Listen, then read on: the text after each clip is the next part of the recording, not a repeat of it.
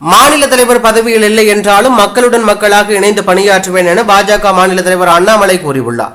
சென்னையில் செய்தியாளர்களிடம் பேசிய பாஜக மாநில தலைவர் அண்ணாமலை, மாநில தலைவர் பதவி இருக்காது என்பதால் வரும் நாட்களில் மக்களுடன் மக்களாக இணைந்து பணியாற்றுவேன்.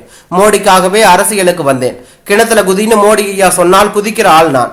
மோடிஜி சொன்னால் கண்ணை மூடிக்கொண்டு செய்வது மட்டும்தான் எனது வேலை.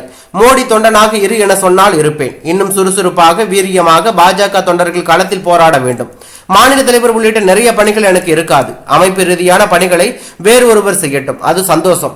நான் செருப்பை கலற்றி 4 மாதங்கள் ஆகின்றன. காரணம், திமுக ஆட்சியை தூக்கி எறிய வேண்டுமென எனது செருப்பை தூக்கி எறிந்து விட்டேன். எனது நேரம் முழுவதிலும் களத்தில் இருக்க போகிறது.